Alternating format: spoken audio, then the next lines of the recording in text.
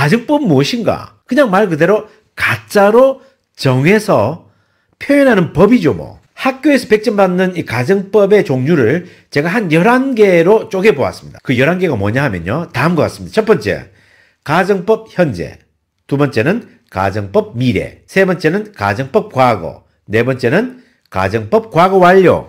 다섯 번째, 혼합가정법. 여섯 번째, I wish 가정법 과거. 일곱 번째, I wish 가정법 과거 완료. 여덟 번째, as if, 다른 말로 as though 가정법 과거. 아홉 번째는 as if, as though 가정법 과거 완료. 열 번째는 관용적 가정법이라고 해서 뭐뭐가 없다면, 뭐뭐가 없었다면 이라고 하는 거 있고요. 그리고 11번째는 가정법 명사절입니다. 굉장히 많죠, 그죠?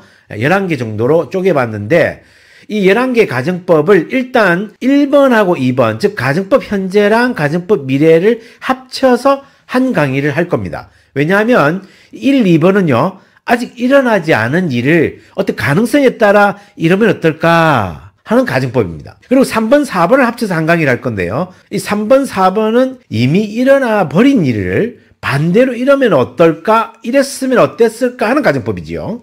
그리고 5번만 한 강의를 할 건데 5번은 앞에 나온 3번과 4번을 반반씩 섞은 가정법입니다. 그리고 6번과 7번을 묶어서 한 강의, 8번과 9번을 묶어서 한 강의, 10번 한 강의, 11번 한 강의 이렇게 해서 총 이렇게 7개 강의를 만들어서 학교에서 100점 만든 가정법 강의를 완성하겠습니다. 여러분, 이 강의를 이제 들어보시고 학교에서 가르치는 가정법 이제 좀 잘 할 수 있겠다, 도움이 된다 이렇게 생각이 드시면 이 영상들의 좋아요도 좀 눌러주시고 구독도 눌러주시고 알림 설정까지 해서 이제 정기적으로 강의를 들으시면 정말 좋겠습니다. 무료 강의입니다. 그리고 학부형들이나 선생님들도 한번 들어보시고 이 강의 괜찮다 싶으시면 자녀들이나 아는 분들에게, 다른 학생들에게 공유도 해주시면 성은이 만극하겠나이다. 자, 이번 강의는 본격적인 가정법 강의 그 첫 번째 제1강입니다. 희소식이 있습니다. 가정법 제1강은 가정법 치고는 허무할 정도로 쉽습니다. 공식도 쉽고요. 그렇게 어렵지 않습니다. 제가 가정법 11가지 정도로 나누어서 설명드릴 거라고 말씀드렸죠. 이번 가정법 제1강에서는요. 1번 가정법인 가정법 현재, 그리고 2번 가정법인 가정법 미래, 이 두 가지를 함께 다룰 겁니다. 이 가정법 두 가지 다 기존의 영문법 규칙에서 크게 벗어나지 않고요. 그냥 번역하면 이해되고 뭐 특별한 꼼수도 없어요. 진짜 문제는 다음 강의 가정법 제2강에서 다루게 될 가정법 과거하고 가정법 과거 완료가 좀 힘듭니다만 제가 여러분이 쉽게 이해할 수 있도록 도와드릴 테니 이제 걱정 마시고요. 자, 그러면 오늘은 가정법의 가장 기초 가정법 현재와 가정법 미래를 배워봅시다.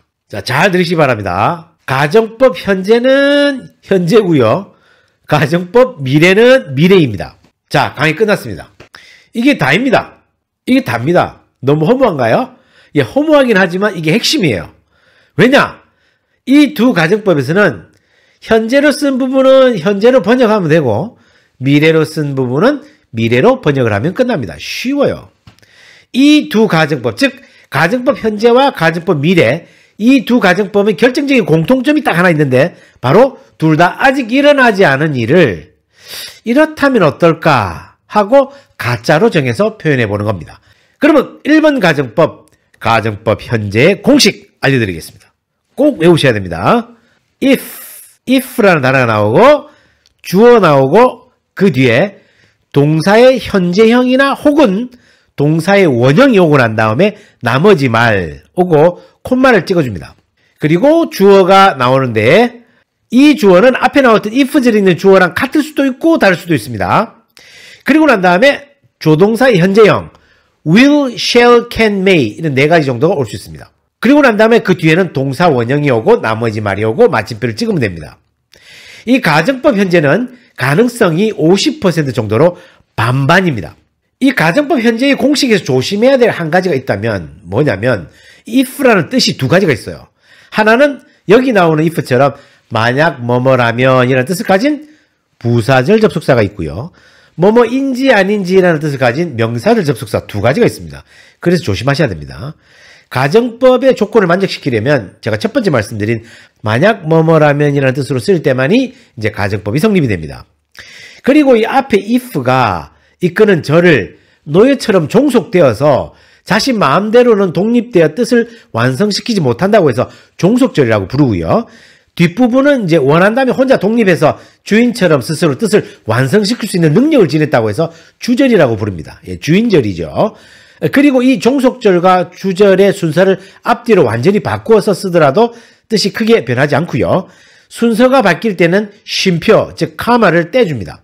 물론 이제 말로 할 때는 딱히 구분이 안 가긴 하지만 이제 글로 쓸 때는 그렇다는 말입니다. 여기서 이제 will, shall, can, may를 조동사의 현재형이다 이렇게 말씀드렸지만 미래적 느낌을 가진 조동사들입니다. will은 뭐뭐일 것이다. shall은 뭐뭐 되어야만 한다. can은 뭐뭐 할 수 있다.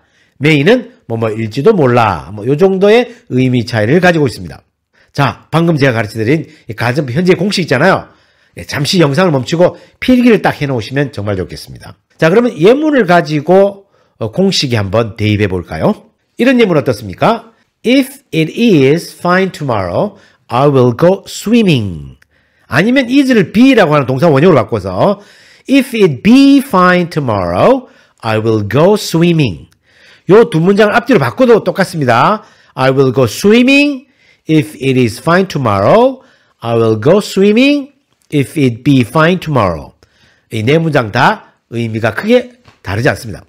한국말로 번역하면 만약 내일 날씨가 굉장히 화창하다면 나는 수영하러 갈 거야. 이런 내용입니다.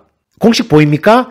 if절에 주어 있고 그리고 난 다음에 현재형 동사 is 아니면 동사 원형 be가 왔죠? 그리고 주절에는 will이 보이지 않습니까? 동사 원형. will과 동사 원형. 이게 이제 가정법 현재라는 사실을 알려줍니다. 그리고 두 번째 문장 한번 만들어 볼게요. If it rains tomorrow, the picnic will be cancelled. If it rains tomorrow, the picnic will be cancelled. 이거 순서 바꿔도 됩니다. The picnic will be cancelled if it rains tomorrow. 내일 만약 비가 온다면 소풍은 취소될 것이다. 여기도 보니까 if절에 rains라고 하는 현재 동사 보이죠? 그리고 주절에 보니까 will이라는 현재 조동사 있고 동사 원형 be가 나왔어요. 이거 가정법 현재구나. 그걸 딱 알 수 있어야 돼요. 공식을 외우지 않으면 쉽게 못 알아봅니다. 자, 가정법 현재 뭐라고요? 아직 일어나지 않은 일을 가정해보는 거고 가능성은 반반. 그래서 이 가정법 현재를 저는 쿨한 가정법이라고도 부르고요.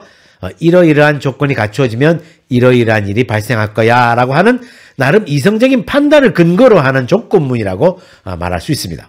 자, 그 다음으로 2번 가정법 미래로 가볼 텐데요. 가정법 미래도 가정법 현재와 마찬가지로 아직 일어나지 않은 일에 대한 가정인데요. 가정법 미래로 쓰면 가능성이 뚝 떨어집니다. 이 가정법 미래를 자세히 들여다보면 엄격히 두 가지 가정법 미래로 나눠집니다. 첫 번째 가정법 미래는 미래에 대한 아주 강한 의심이라고 해서 가능성이 그야말로 10% 미만의 아주 낮은 가능성으로서 마음이 모질고 안타까워지기 시작하는 가정법입니다. 그 공식은 가정법 미래의 첫 번째 공식 if 그 다음에 주어 should 여기 should가 중요합니다. should에 동그라미 치세요. 그리고 동사 원형 나머지 말 그리고 카마 찍고 주어가 나오는데 이 주어가 if절에 있는 주어랑 같을 수도 있고 다를 수도 있고 그 뒤에 나오는 건 뭐냐?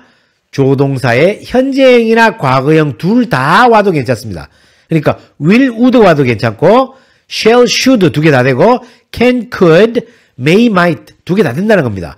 그리고 뒤에 뭐가 와야 되냐면 동사 원형이 하나 딱 옵니다. 그리고 나머지 말입니다. 자, 여기서도 이제 조동사 이름만 현재형, 과거형일 뿐이지 각자 모양이 다른데 그 형태를 현재형, 과거형으로 그냥 나눈 것 뿐입니다. 이런 형태들이 오면 가정법 미래다. 그 중에서도 가정법 미래에서 if절에 should가 오고 뒤에 조동사 현재형, 조동사 과거형 둘 중에 어떤 것이 오더라도 상관없고 이런 가정법을 가정법 미래인데 가능성이 10% 미만의 아주 낮은 가능성을 뜻한다. 이렇게 알아주시면 정확하겠습니다. 예문 If he should come tomorrow, I would be happy. 그가 만약 내일 온다면 나는 행복할 텐데 이렇게 이야기했습니다.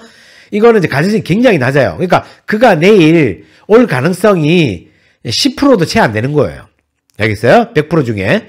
그런데 혹시라도 그 10%도 안 되는 낮은 가능성으로 그가 오게 된다면 나는 정말 행복할 것 같다. 이렇게 하는 가정입니다. 여러분 보시다 if 있고 if절에 should 있고 주절에 would가 나왔죠? will이 와도 괜찮습니다. 이렇게 나왔을 때 가정법 미래고 가능성이 굉장히 낮다. 이게 가정법 미래의 첫 번째 거입니다. 그럼 가정법 미래의 두 번째 용법이 뭐냐? 미래에 대한 실현 가능성이 아예 없는 것, 전혀 없는 것, 0%. 미션 임파서블, 절대 불가능한 상황. 굉장히 빡센 가정법이죠. 공식. if 플러스 주어 나오고 난 다음에 아주 독특하게 were to라고 하는 단어가 딱 나옵니다. were to. 예, 밑줄 긋고 동그라미 치세요. if 주어 were to 동사 원형 나머지 말 콤마 찍고 주어가 나오는데 이 주절의 주어는 앞에 if절의 주어랑 같을 수도 있고 다를 수도 있고 그 뒤에는 조동사 과거형 would, should, could, might 그러니까 오고 난 다음에 동사 원형 그리고 나머지 말입니다. 알겠죠? 예문 한번 만들어 볼까요? If I were to be born again, I would be an astronaut. If I were to be born again, I would be an astronaut. 내가 다시 태어날 수는 없잖아요. 그죠? 불가능한 거죠? 예, 이 불가능한 상황을 그렇게 다시 태어날 수도 있다면 어떻겠냐라고 말도 안 되는 가정을 하는 거예요. 가정법 미래 중에서 가장 빡센 가정법 2번입니다. 두 번째 가정법 미래 빡센 실현 불가능한 거 가지고 이야기하는 거예요. 그러니까 내가 다시 태어난다면 나는 우주 비행사가 될 거야. 말만 그렇게 하는 거예요. 거의 불가능하다고 봐야 되죠. 보시다시피 if절에 were to가 딱 보인다. 아하. 그리고 주절에 would, should, could, might 같은 거 같잖아요. 가정법 미래 빡센 가정법 불가능한 것. 네, 이렇게 외워주시면 딱 되겠습니다. 아시겠죠? 자, 그러면 간단하게 복습을 해볼까요?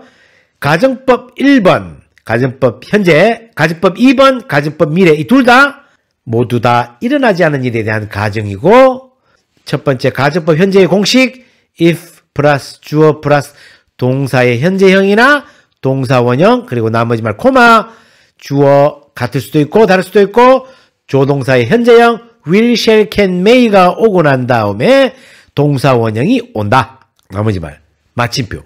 가능성은 반반. 알겠죠?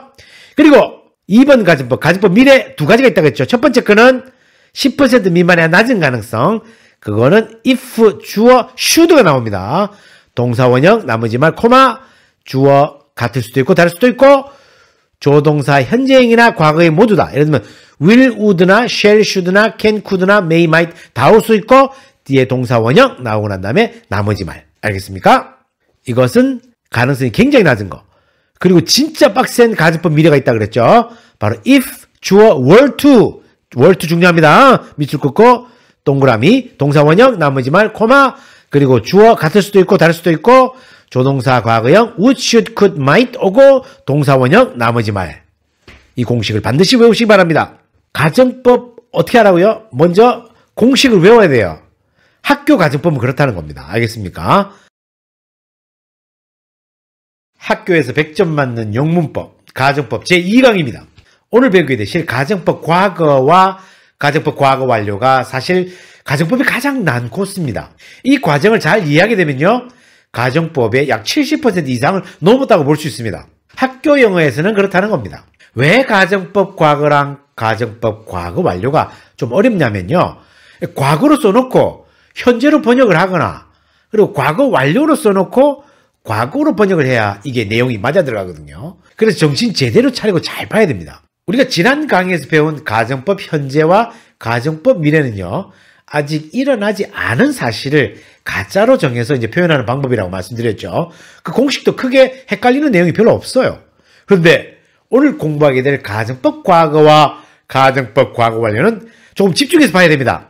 아주 오래전에 라디오 방송에서 한 DJ가 외국의 팝 가사 내용을 읽어주면서 그러면서 한국말로 번역도 해주는 거예요. 그러면서 그 의미를 가르쳐 주는데 제가 딱 들으니까 가정법 과거의 가사 내용이었어요. 그런데 이분이 이제 생긴 그대로 가정법 과거를 그대로 그냥 과거로 번역해버리는 거예요. 그러면서 생각했죠. 아, 이분이 영어도 꽤 하시는 뭐 DJ이겠지만 학교 다닐 때 엄격한 학교 그래마, 스쿨 그래마를 정확하게 배우지 않았거나 아니면 학창 시절에 알았었는데 너무 세월이 지나서 잊어버렸구나 하고 생각이 들었습니다. 자, 그럼 본격적으로 설명을 해봅시다. 지난번에 배운 1번 가정법, 즉 가정법 현재왕, 2번 가정법, 가정법 미래는 아직 일어나지 않은 사실에 대해서 가짜로 정해서 표현하는 방식이라고 말했죠. 이번에 배울 3번 가정법 과거랑 4번 가정법 과거 완료는 이미 현재 일어나고 있거나 이미 과거에 일어나 버린 사실을 전혀 다른 반대의 사실로 가짜로 정해서 표현하는 방식입니다. 그래서 타임머신을 타고 돌아가서 뭔가 원인을 바꾸지 않으면 불가능한 내용입니다. 저는 이 가정법들을 마음이 안타깝고 감정적이며 애절한 표현법이라고 부릅니다. 자, 그럼 가정법 과거 공식을 소개하겠습니다. 가정법 과거 첫 번째 if 그리고 주어가 나오고 동사의 과거형 그리고 나머지 말 콤마 찍고 주어 이 주절의 주어는 if절의 주어랑 같을 수도 있고 다를 수도 있고 그 다음에가 중요합니다.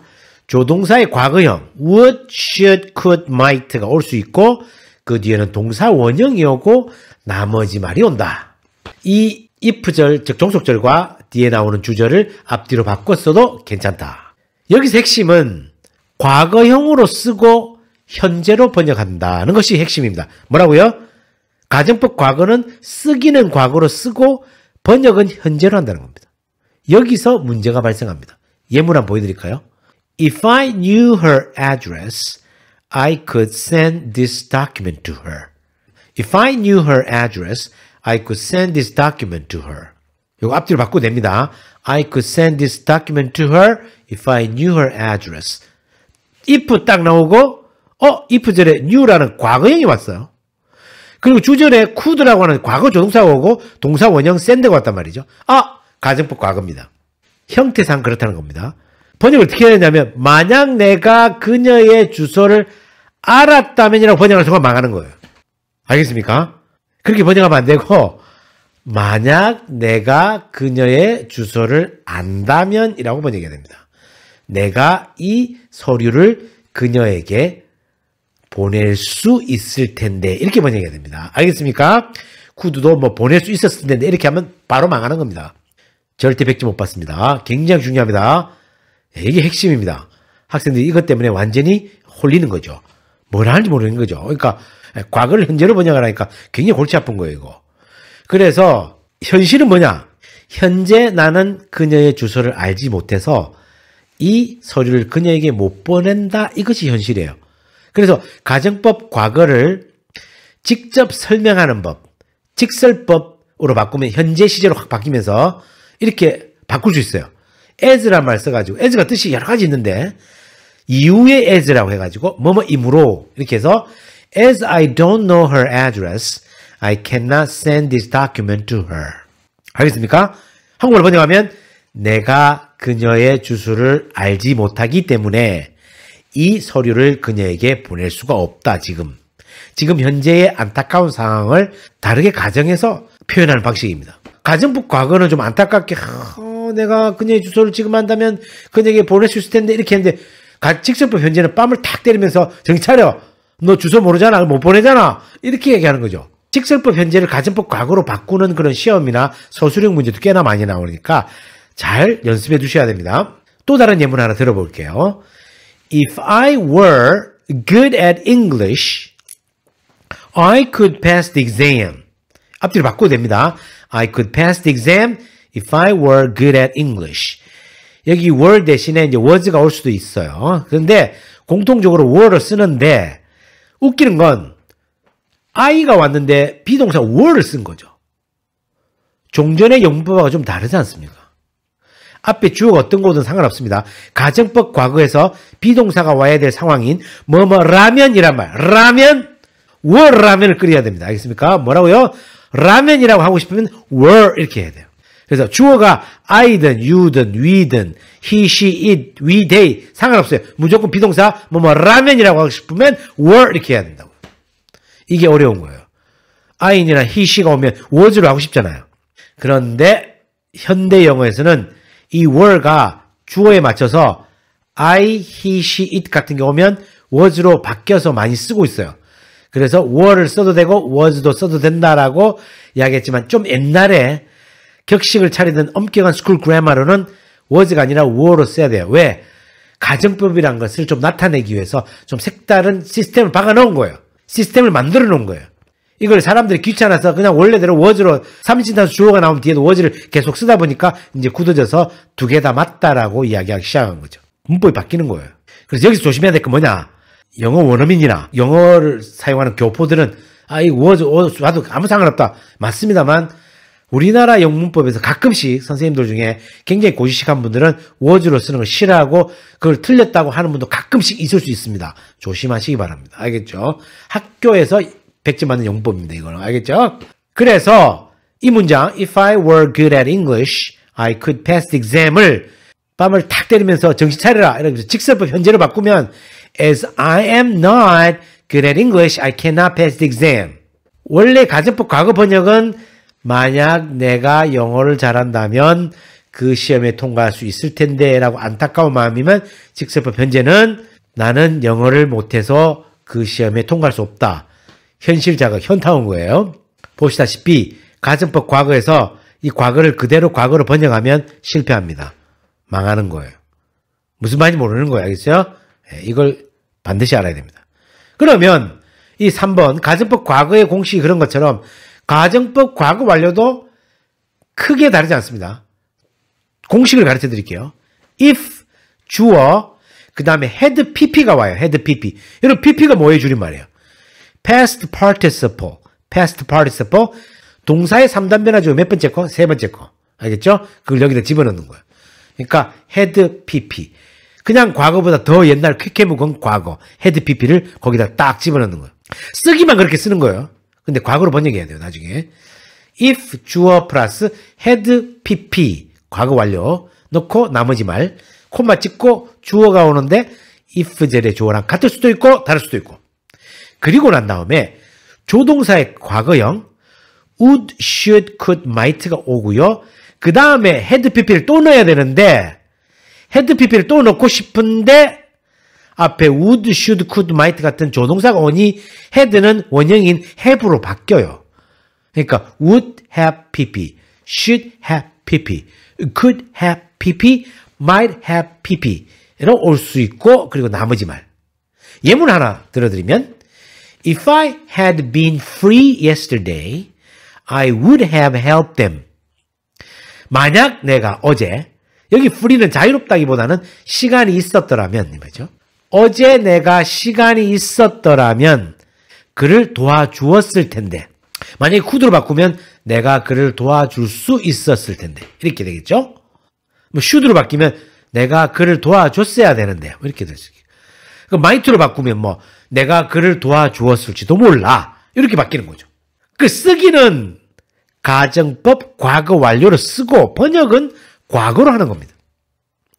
자, 그러면 이 가정법 과거 완료 If I had been free yesterday, I would have helped him을 직설법으로 치면 과거로 바꿀 수 있는 거죠. 그래서 As I was not free yesterday, 어제 나는 시간이 많이 없어서 I didn't help him.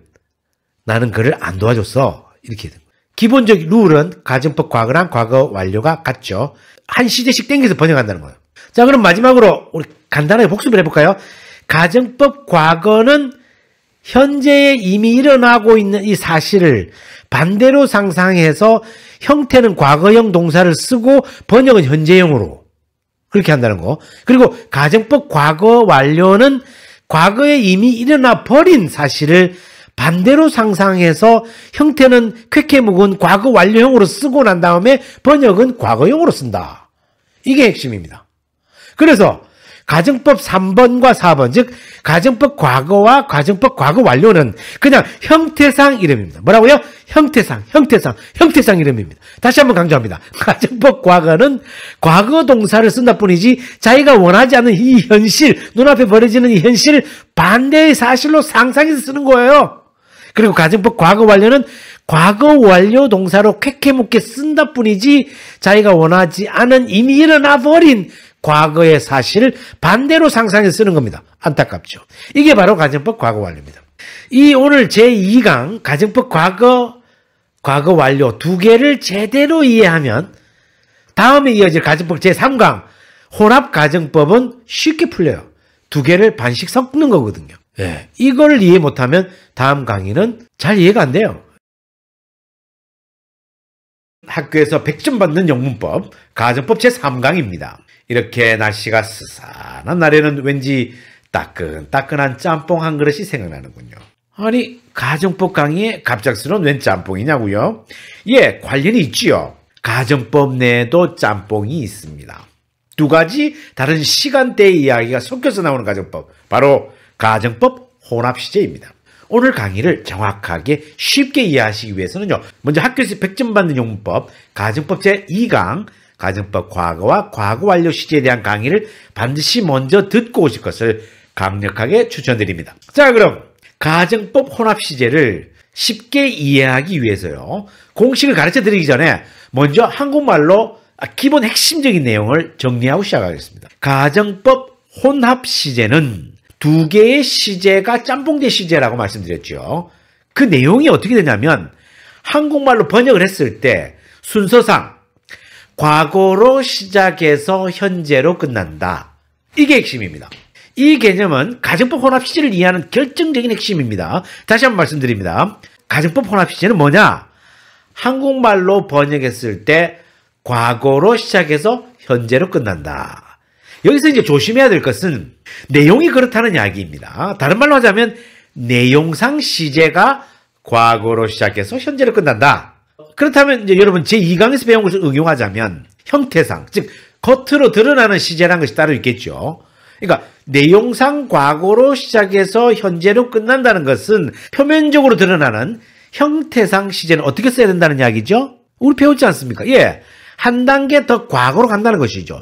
그러니까 실제로 쓸 때는 가정법 과거 완료로 시작해서 가정법 과거 시제로 끝나야 내용상 과거로 시작해서 현재로 끝나는 겁니다.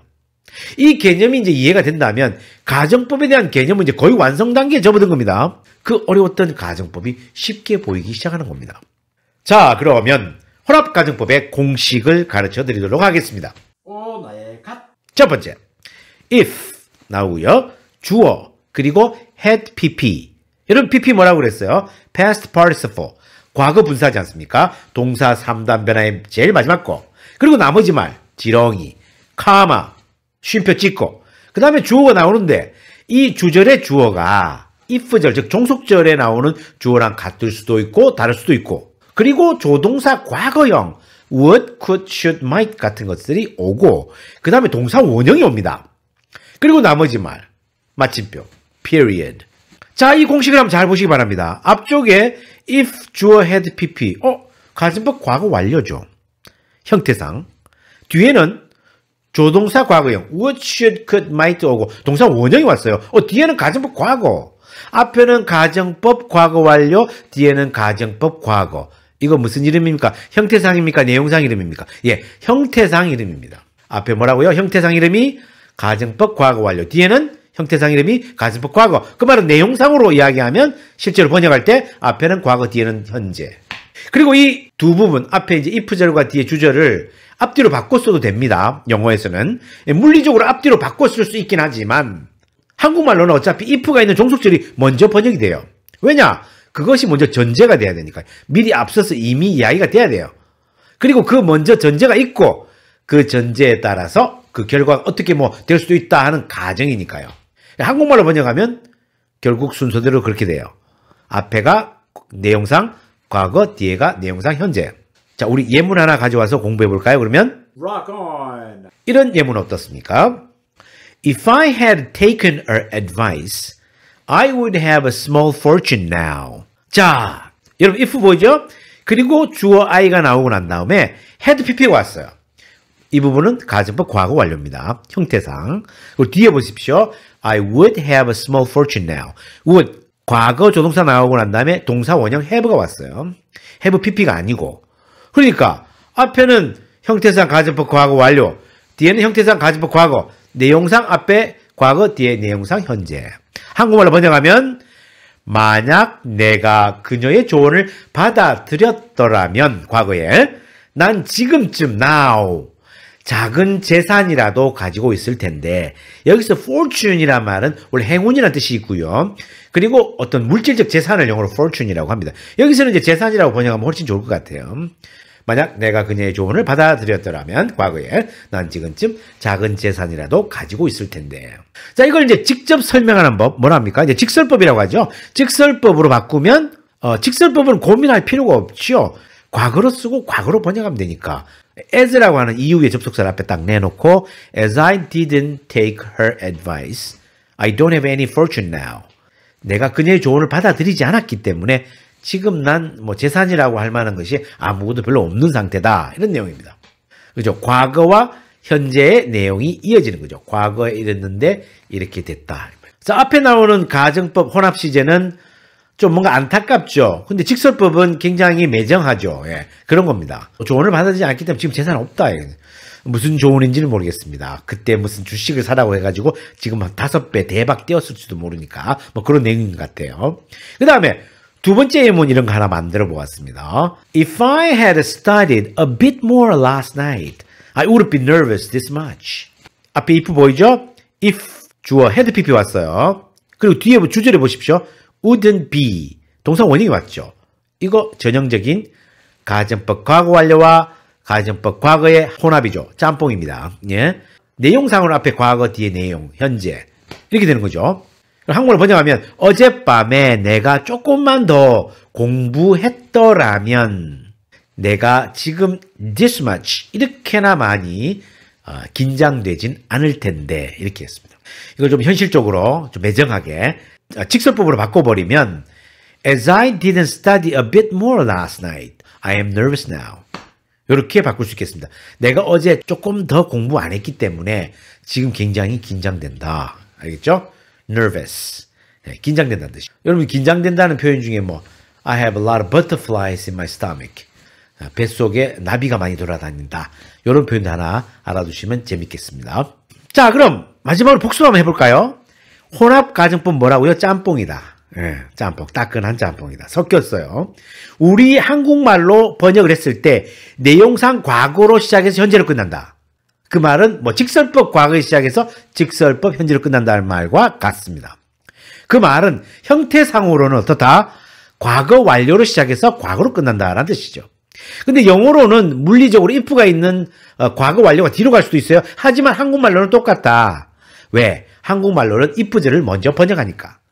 뭐뭐뭐뭐 했더라면 뭐뭐일 텐데 지금. 이게 바로 가정법 혼합시제. 다른 말로 혼합가정법이라고도 부릅니다.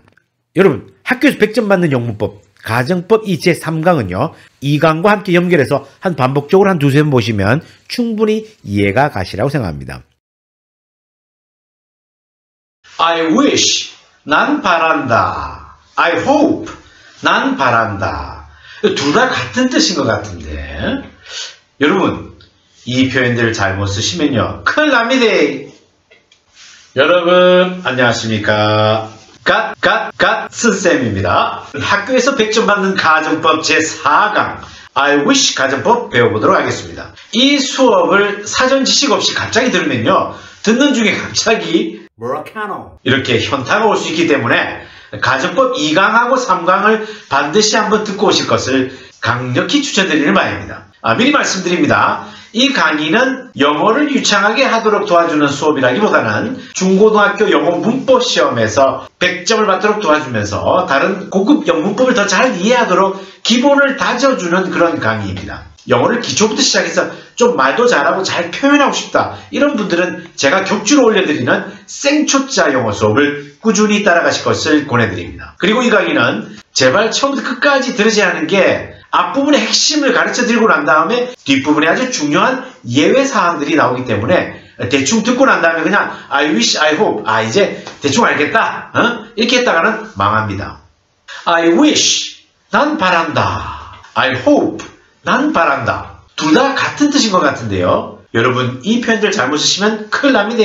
먼저 아주 쉽고 간단하게 정의를 하자면 I wish 뒤에 주어 동사를 갖춘 문장을 넣으면 이미 일어나고 있거나 벌써 일어나 버린 일을 다시 돌이키고 싶지만 거의 불가능하거나 너무나도 힘든 상황이라서 그 안타까움을 그냥 궁시렁하는 그런 내용을 말하는 것입니다. 그래서 이제 이런 표현을 남발하게 되면요.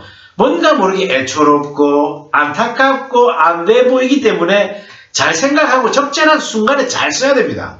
반면에 I hope 뒤에는요, 주어 동사를 갖춘 문장을 쓰게 되면 그 문장은 뭔가 실현 가능성이 있어 보이면서 희망차고 빠른 시간 내에 이루어질 수 있거나 미래에는 꼭 이루어질 수 있기를 자신감을 가지고 바라는 것이죠. 그래서 I wish 뒤에 주어 동사를 갖춘 문장이 올 때는요, 반드시 가정법 조건을 만족시켜야 합니다. 그리고 가정법 중에서도 가정법 과거와 과거 완료가 반드시 와야 됩니다. 다른 가정법은 성립이 안 됩니다. 다른 가정법 시대는 올 수가 없어요. I wish라는 말의 특성 때문에 그렇습니다. 이미 일어나고 있는 현실이나 벌써 지나가버린 과거를 거꾸로 이제 돌이키고 싶은 쓸데없는 강한 소망을 나타내기 때문에 그렇습니다. 자, 그렇다면 I wish 가정법 과거 시제의 공식을 공개합니다. I wish 그리고 주어가 나오고 과거 동사가 나오든지 아니면 과거형 조동사가 나오고 난 다음에 동사 원형이 나오고 나머지 말들이 오면 됩니다. 자, 여러분이 묻습니다. I wish 가정법 과거 시제라고 이야기하면 이게 형태상 이름입니까? 아니면 내용상 이름입니까? 예, 기억하고 계시군요. 맞습니다. 형태상 이름이고요. 내용상 시제는 뭡니까 그러면? 예, 맞습니다. 내용상 현재 시제지요. 다른 말로 해서 이제 직설법 있지 않습니까? 즉 현실을 직접적으로 설명하는 방법으로 풀어서 쓰면 현재 내용이라는 뜻입니다. 자, 벌써 이제 여기서부터 이제 뭐라카노 이러면서 이제 헷갈리는 분들은 가정법 2강 3강으로 다시 가시기 바랍니다. 자, 그러면 I wish 가정법 과거 시제의 예문을 하나 만들어 봅시다. 이런 예문 어떻습니까? I wish I had a computer. 컴퓨터가 하나 있으면 얼마나 좋을까? 아니면 이제 과거형 조동사 could 같은 거 넣어가지고 I wish I could have a computer. 컴퓨터 하나를 가질 수 있으면 좋을 텐데 어떤 느낌으로 말해야 하냐면요. 지금 이제 컴퓨터가 없고 앞으로도 쉽게 컴퓨터를 장만할 수 있는 상황이 아니라서 한숨 섞인 푸념을 좀 넣어서 안타깝고 애처롭게 말해야 됩니다. I wish I had a computer. I wish I could have a computer. 안타깝죠. 이 문장을 현실적으로 매장하게 직설법 현재로 바꿀 수 있습니다. 그렇게 바꾸면 I'm sorry I don't have a computer.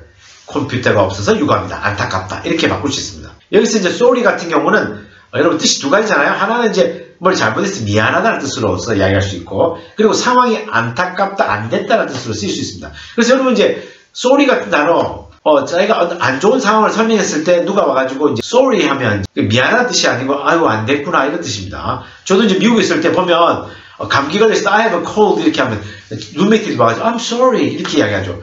그럼 난 그 뜻을 정확하게 이해하지 못하고 괜찮다, it's okay 이러면서 이야기합니다. 그게 이제 안 됐다라는 측은지심을 발휘하는 것입니다. 이 똑같은 문장을 앞에 I wish 대신에 I hope를 쓰면 같은 바란다는 뜻이지만 성립이 안 돼요. 왜냐? 아까 말씀드렸다시피 I hope는 실현 가능성이 조금이라도 있는 희망적인 내용인데 뒤에 문장을 실현 불가능한 가정법 과거로 처리해버리면 어법상 틀리는 것이죠. 이 문장에서 I hope를 앞에다 꼭 쓰고 싶다면 다음과 같이 쓸 수는 있겠죠. I hope I can have a computer. I hope I can have a computer. 근데 뒤에 문장을 가정법으로 쳐지 않고 그냥 단순한 현재형 조동사나 현재 동사를 쓰면 됩니다. 이제 이렇게 쓰면 어떤 상황에서 쓸 수 있냐면 생일도 다가오고 난 컴퓨터를 갖고 싶은데 부모님이 대충 내 희망을 눈치채신 것 같기는 한데 생일 선물로 꼭 컴퓨터를 받으면 좋은데 부모님이 날 실망시키면 어쩌지? 설마 그런 이가 있겠어? 이런 느낌입니다. 희망이 있죠. 자, 그러면 같은 내용의 문장을 가정법 과거 완료로 한번 써봅시다. 공식은 이렇습니다. I wish 주어 나오고 had pp 그리고 나머지 말. 예문을 만들면 I wish had a computer. 여러분 have라는 동사의 had pp는 had입니다. 헷갈리죠? 이 고등부에서 자주 나옵니다. I wish I had a computer. 과거 그때 컴퓨터가 있었더라면 얼마나 좋았을까? I wish 하고 난 다음에 가정법 과거 완료, 즉 형태상 이름이죠. 내용상으로는 과거입니다. 이 문장을 직접 설명하는 방식인 직설법으로 바꾸면 직설법 과거라고 부르고요. 다음과 같이 바꿀 수 있겠죠. I'm sorry I didn't have a computer. 과거 그 당시에 컴퓨터가 없어서 힘들었던 시절을 지금 돌이켜보면 좀 마음이 좀 짠하다 이런 뜻입니다. 특히 이렇게 진짜로 지나가버린 과거에 대한 내용이면 앞에 I hope는 절대 쓸 수 없습니다. 자, 여기까지가 이제 중학교 내신에 나올 수 있을 법한 수준의 I wish 가정법까지고요. 고등부 내신에 나와서 여러분을 좀 더 혼란스럽게 할 수 있는 부분이 하나 더 있는데 크게 쫄 필요는 없습니다. 원리만 이해하면 그렇게 어려운 게 아닙니다. 이제 바로 이런 겁니다. I wish가 아니라 I wish 뒤에 ed가 붙어가지고 I wished. 과거형 wished가 나오는 경우입니다. 이거 발음하실 때 끝에 wish 뒤에 ed 있잖아요. 이 t 발음하시면 됩니다. 그래서 wished 이렇게 발음하시면 됩니다. 자, 그럼 아까 그 예문을 그대로 한번 사용해 보겠습니다. I wished I had a computer. 여기서 조심해야 합니다. 앞에 wished로 과거가 오면 뒤에 가정법 과거 시제가 형태상뿐만 아니라 내용도 과거 사실로 바뀝니다. 즉 앞에 wished라고 과거형이 오면 뒷문장을 형태상 가정법 과거이면서 동시에 내용도 내가 몹시 바랬던 그 과거 시점이 되는 것이죠. 다시 말하면 앞에 I wished가 오면 과거형이 오면 뒤에가 형태상 가정법 과거이면서 내용상으로도 과거가 된다는 겁니다. 그러니까 이 문장을 번역하면 과거에 내가 컴퓨터가 없어서 힘들었었는데 그때 그 순간에 정말 컴퓨터가 하나 있었으면 하고 바랬었다 라는 뜻이 되는 것이죠. 자, 그러면 다음 문장은 도대체 무슨 뜻일까요? I wished I had a computer. I wished I had a computer. 잘 쓰이는 표현은 아니지만 굳이 설명하자면 아주 캐캐 묵은 옛날에 컴퓨터가 없었던 시절에 좀 곤란을 당했었는데 그 시점에서 조금 시간이 지난 뒤에 그것에 대해서 좀 몹시 안타까워했던 적이 있다. 뭐 이런 뜻입니다. 물론 이것도 I wish 가정법의 과거 완료 시제이긴 하지만 앞에 I wish가 I wished 이렇게 과거로 바뀌었기 때문에 뒷문장이 형태상으로도 과거 완료, 내용상으로도 과거 완료. 다른 말로 하자면 형태상으로도 대과거, 내용상으로도 대과거 이렇게 일치한다는 것이죠. 이 정도까지 이해가 되셨으면 중고등학교 내신에 나올 수 있는 영문법에서 마지막 킬러 변별력 문제까지 맞추면서 100점을 받을 수 있습니다.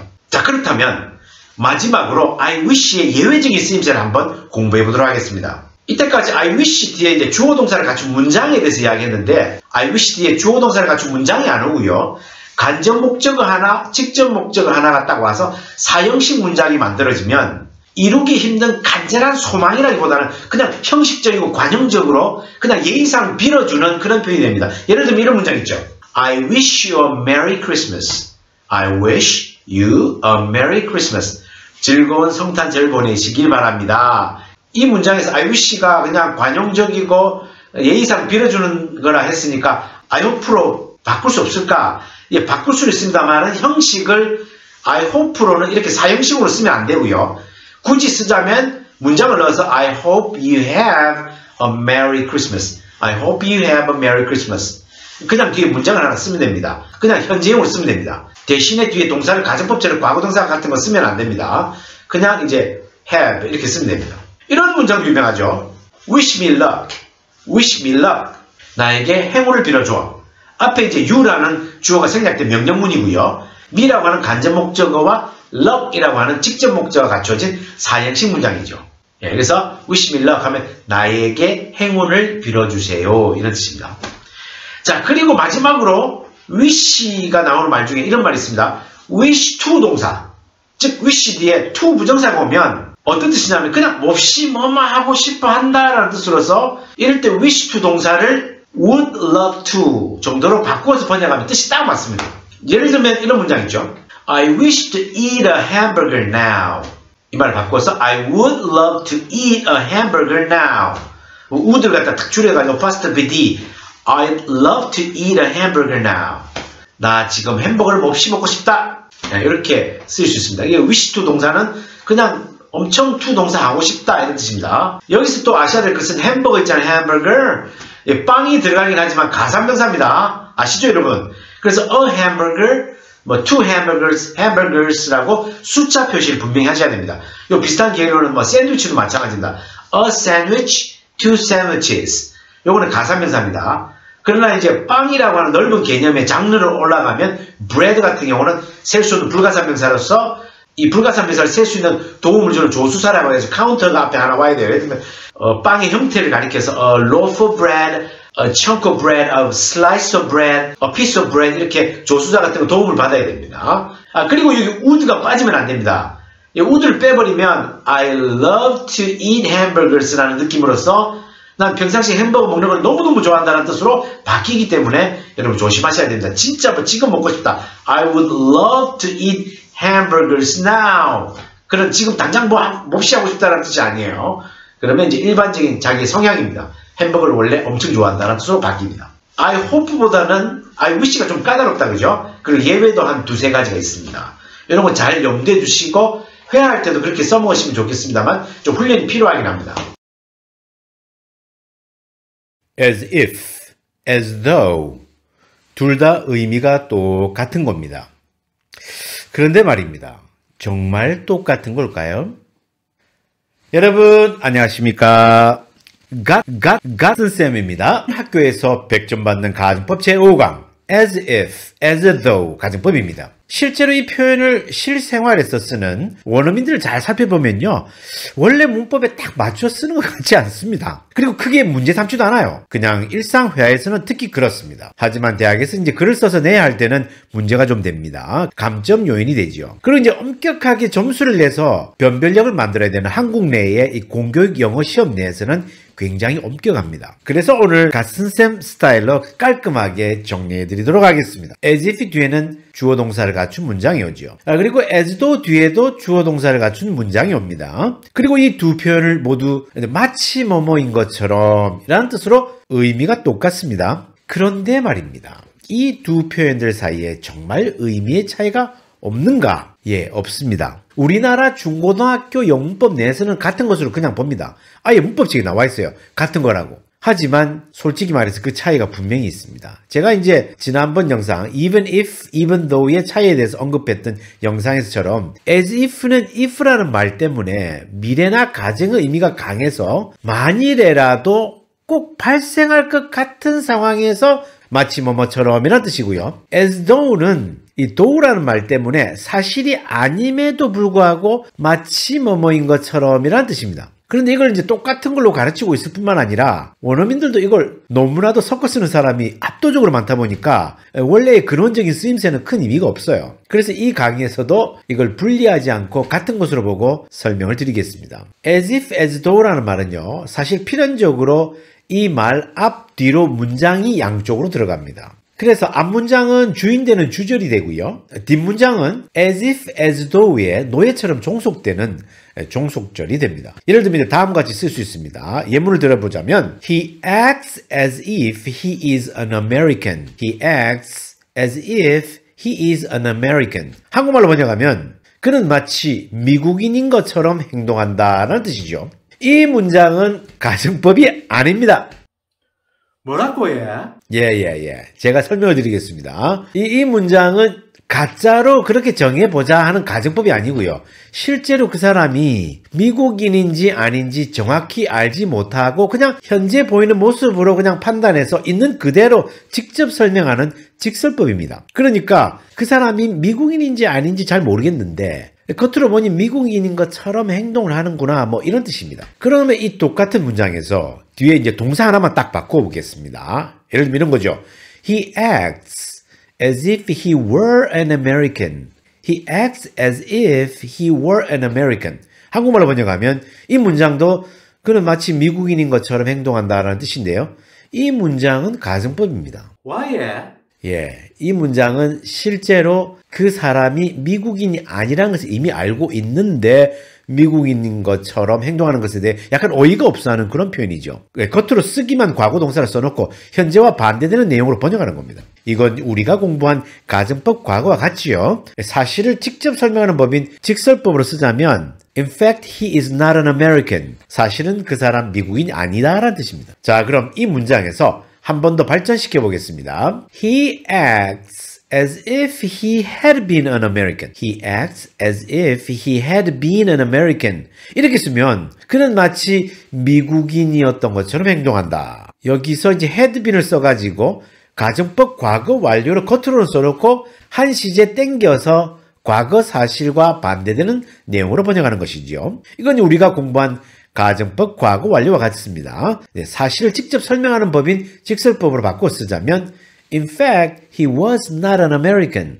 사실 그 사람 과거에 미국인이 아니었다라는 뜻입니다. 여기까지는 큰 문제가 되지 않습니다. 앞문장, 즉 주절의 동사가 과거형으로 딱 바뀌는 순간 좀 조심해야 됩니다. 다음과 같이 말입니다. He acted as if he were an American. 이러면 이제 뒤에 were라는 과거동사를 쓰니까 가정법 과거이긴 한데 앞에 있는 과거동사 acted, ed가 붙었지 않습니까? 이것에 영향을 받아서 내용도 똑같이 과거 내용이 되어버리는 거죠. 그런데 여기에 이제 were라는 동사를 한국말로 번역할 때는 현재로 해야지 이게 딱 맞아 들어갑니다. 그래서 이게 복잡해지는 거죠. 이제 이걸 한국말로 번역하면 그는 마치 미국인인 것처럼 행동했다. 과거 어느 시점 그 당시에 그가 미국인이 아니라는 것을 내가 알고 있었는데 그때 그 순간에 그가 미국인인 것처럼 행동을 했다라는 그런 뜻입니다. 여기서 한 단계 더 나아가서 이 문장에다가 He acted as if he had been an American.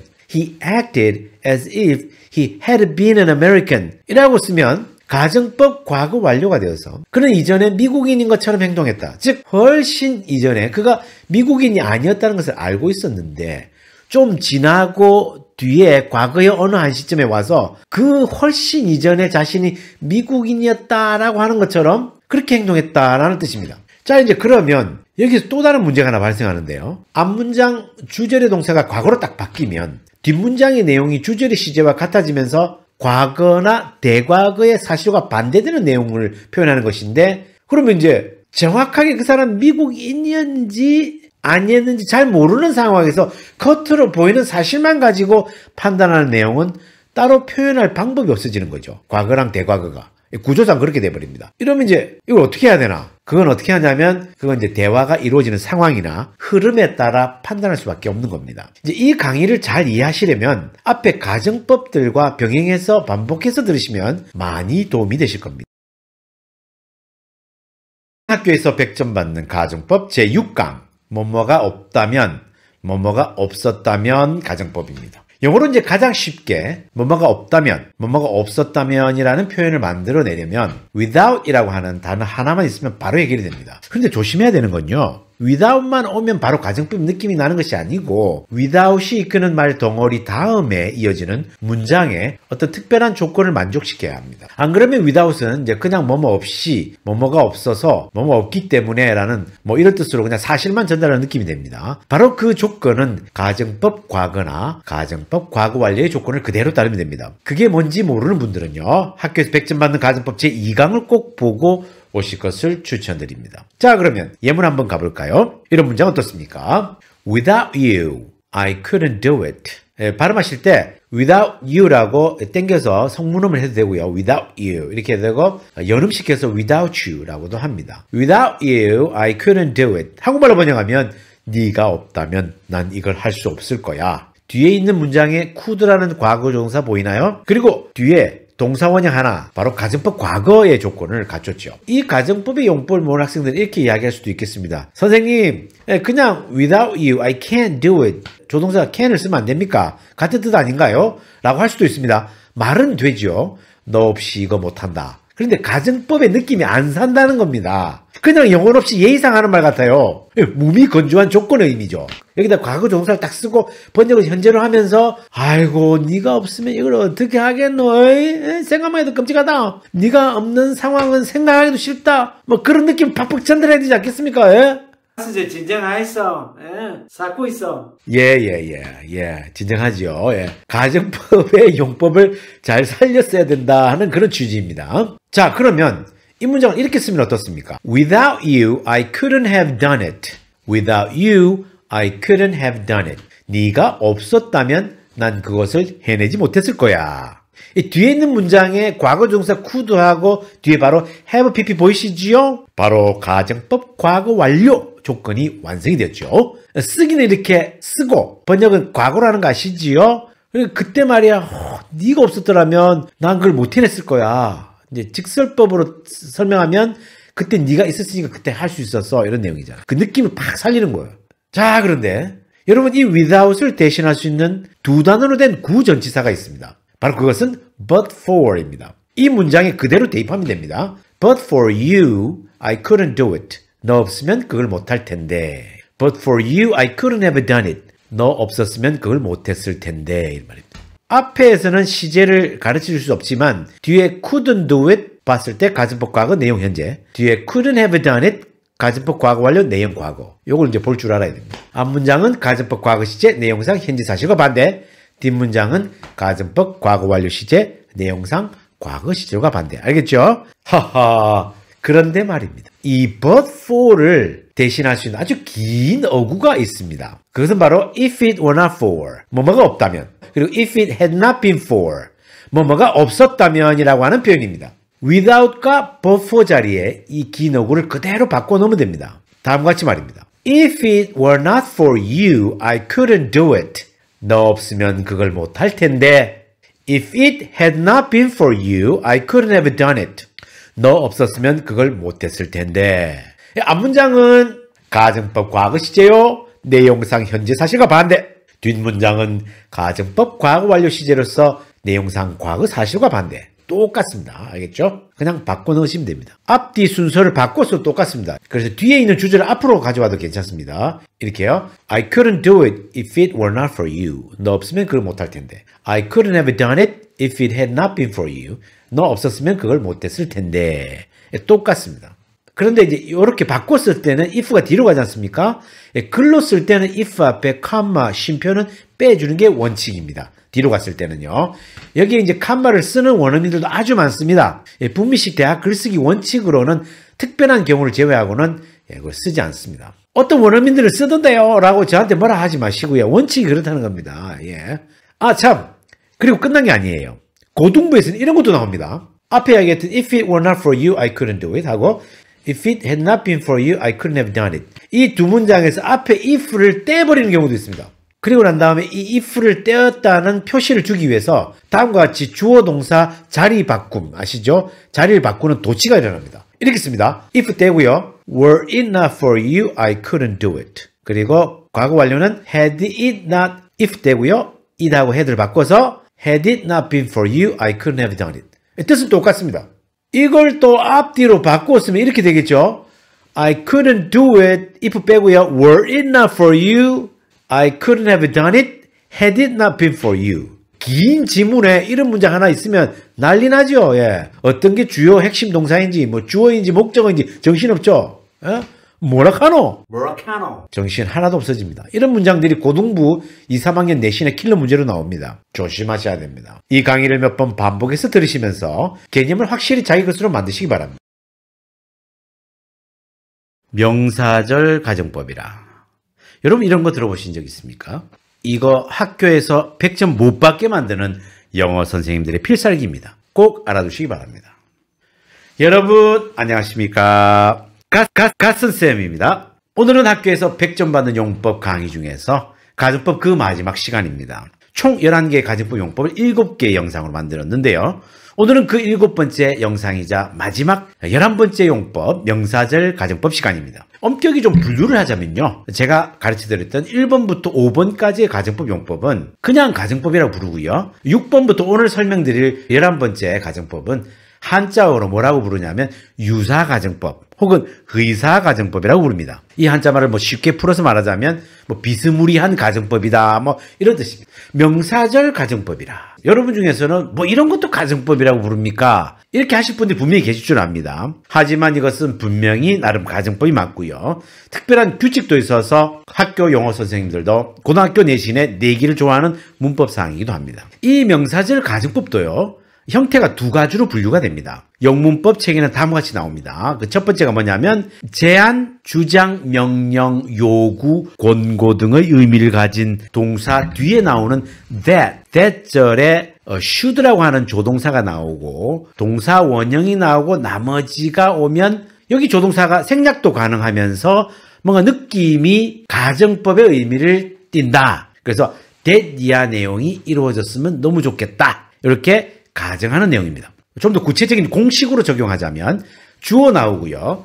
그 다음에 demand, 요구하다, suggest, 제안하다, 그리고 뭐 insist, 주장하다, order, 그리고 명령하다, request, 요구하다, require, 뭐 필요로 하다, recommend, 추천하다, 이런 말이 오고 난 다음에 대절이 나오면서 뒤에 주어가 나오는데 이 주어가 앞에 나왔던 주절의 주어랑 같을 수도 있고 다를 수도 있고요.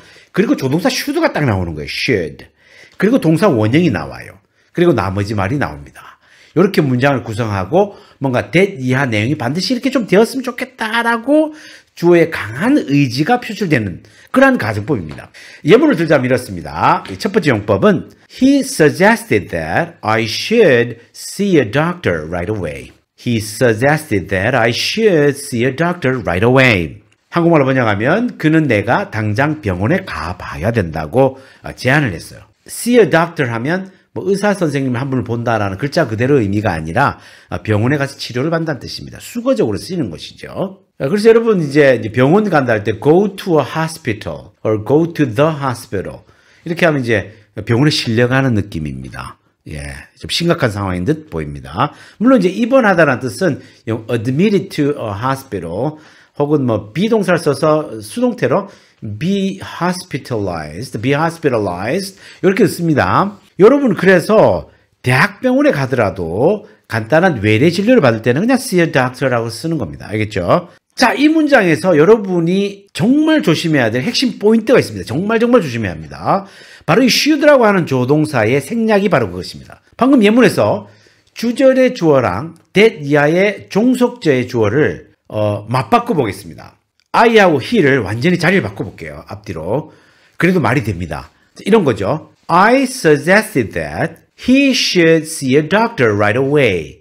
한국말로 번역하면 나는 그가 당장 병원에 가봐야 한다고 제안했다. 이런 뜻입니다. 여기서 should를 생략할 수 있다고 했지 않습니까? 생략하면 I suggested that he see a doctor right away. 이렇게 되지 않습니까? 여기서 이런 걸 한 번도 보지 않은 학생들은요. 자기가 가진 나름의 영문법 지식으로 he see라고 된 이 부분이 겁나게 불편해 보이는 현상이 일어납니다. 어라? He sees라고 해야 되는 거 아닌가? he라고 하는 3인칭 단수가 쓰는 동사 뒤에 이것 때문에 중고등 내신에서 서술형에서 나오면 대부분 틀립니다. 변별력을 크게 높이고 싶은 영어 선생님들은요. that 뒤에 주어를 꼭 3인칭 단수로 일부러 넣어서 헷갈리게 만들죠. 게다가 이제 어떤 조동사도 쓰지 말라 이렇게 서술형에서 요구도 하고 이러면서 형태를 필요하면 바꾸라고까지 낚시질을 하기도 합니다. 제대로 배웠는지 안 배웠는지 확인하는 것이죠. 이런 문제 때문에 100점을 놓치고 맙니다. 그리고 이제 두 번째 형태의 용법이 있는데요. 명사절 가정법 중에 방금 들었던 첫 번째 대절이 나오는 앞에 그런 동사들 있지 않습니까?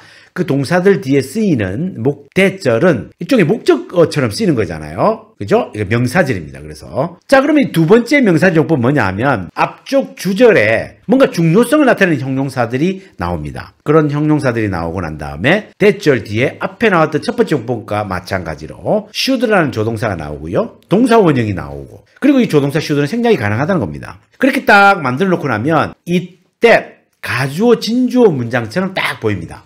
원래는 이제 내용이 that 이하 절이 앞에 있던 건데 너무 문장 맨 앞에 긴 주어가 있으니까 부담스러워서 미국 사람들 뒤로 보냅니다. 진짜 주어를.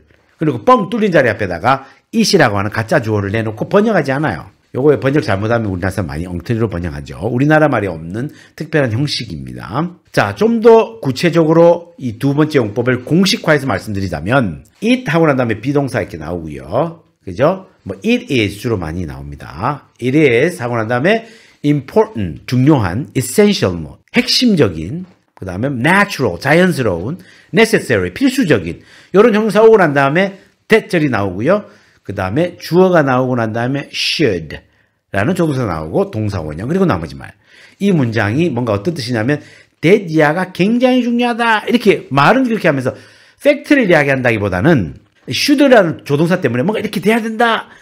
간절한 바람이에요, 사실은. 가정법입니다. 예문을 만들어 보면 이런 것이 될 수 있겠죠. It is essential that the contract should be extended. 그 계약은 반드시 연장되어야 한다. 여기서 이제 should를 생략할 수 있다고 했지 않습니까? 그러니까 it is essential that the contract be extended. 여기서 should가 없으니 굉장히 불편하죠? 이거 완벽한 문장입니다. 어떤 분은 이게 무슨 가정법입니까? 이렇게 묻겠죠. 여러분 이제 이 문장을 보십시오. 계약이 연장이 되었습니까? 앞으로 연장이 될 겁니까? 몰라요. 오히려 안 될 가능성이 굉장히 높을 수도 있어요. 상황이 불안하고 안 좋은데 이 문장을 말하는 화자의 강력한 바람이 숨어 있어요. 바로 가정법이죠. 될지 안 될지 몰라요. 그냥 화자가 그냥 강한 자기의 바람을 이야기하는 거예요. 그 계약은 반드시 연장돼야 되는데 강한 가정을 막 날리는 거죠. 방금 그 문장을 약간 단어를 바꿔보면 이렇게 또 달라질 수 있습니다. 똑같은 문장을 It is important that the contract was extended. 이 한국말로 번역하면 그 계약이 연장되었다는 것이 중요한 사실입니다. 이런 뜻입니다. 이 말은 계약이 과거에 연장되었어요. 그것이 지금 보니까 너무 중요한 거죠. 그죠? 과거에 계약이 연장되었다는 사실이 지금 보니 너무 중요한 거예요. 예, 과거 사실에 대한 지금 현재 서술입니다. 이제 비슷한 구조인 듯 보이지만 이건 가정법이 아닙니다. 이미 계약은 연장되었고요. 그 사실이 지금 그냥 중요한 상황이에요. 예, 일어나지 않은 일이 아니에요. 가정이 아니라고요, 이건. 여러분, 이걸로 끝난 게 아니에요. 학교 영어 선생님들께서 늘 준비하고 계시는 역대급 뒤통수. 가 또 있습니다. 바로 다음과 같은 겁니다. 영어의 동사는 다양한 의미가 있지 않습니까? 예를 들자면 이제 suggest 같은 단어의 첫 번째 뜻은 제안하다는 뜻이 아닙니다. 여러분 영어 사전 같은 거 찾아보시면 suggest란 말의 첫 번째 주요 뜻은 암시하다는 뜻입니다. 이 암시하다는 한자말은 무슨 뜻이냐면 뭔가 겉으로 드러내서 아주 명시적으로 밝게 보여주는 것이 아니라 암시한다는 말은 뭔가 넌지시 가려서 슬쩍 넌지시 알려준다라는 뜻이 이 한자 암시하다는 뜻이죠. 그럼 예문 하나 만들어 봅시다. He suggested that she actually went to see a doctor. 이거 한국말로 번역하면 그녀가 실제 병원에 치료받으러 갔다는 것을 암시했다. 요걸 볼 줄 알아야 돼요. 여기 should라는 조동사에 없어요. 그냥 생략된 것도 아니에요. 아예 없어요. 왜? went라는 과거 동사가 있지 않습니까? 그리고 앞에 suggest는 제안하라는 뜻이 아닙니다. 암시하다는 뜻입니다. 그러니까 이건 가정법이 아닙니다. 조심하셔야 돼요. 이런 문장은 어떻습니까? He insisted that he witnessed the robbery that night. He insisted that he witnessed the robbery that night. 그는 자신이 그날 밤 그 강도 사건을 목격했다고 주장했다. 이것은 가정법이 아닙니다. 이미 일어나 버린 사실을 설명하는 것이죠. 만약에 대절 뒤에 should라는 말이 있고 그게 생략된 느낌의 문장이라면 가정법이 될 수 있지만 그게 아니고 이렇게 돼야 된다라고 주장하는 게 아니라 이런 일이 일어났다고 주장하는 것이죠. 가정법이 아니에요. 이런 문장. 자, 이렇게 마지막 11번째 명사절 가정법까지 공부를 열심히 했습니다. 우리가. 영어 선생님들이 실제로 가정법인 줄 알고 나름대로 공부를 했는데 가정법이 아닌 사실을 이야기하는 이런 또 예외를 내면 또 당하는 거죠. 그야말로 반전의 반전인 거죠. 여기까지 알아야 안정적인 100점을 받을 수 있습니다. 그래서 여러분 이 가정법 공부를 열심히 하셔서 그야말로 영문법의 K2산 그리고 에베레스트산에 해당되는 이 가정법을 이 영상 하나로 완벽하게 공부하시기 바랍니다. 그래서 여러분 학교 시험에서 100점, 100점, 100점, 100점, 100점 꼭 받으시기 바랍니다. 여러분 항상 건강하시고 다음 시간까지 안녕히 계시기 바랍니다. 바이바이!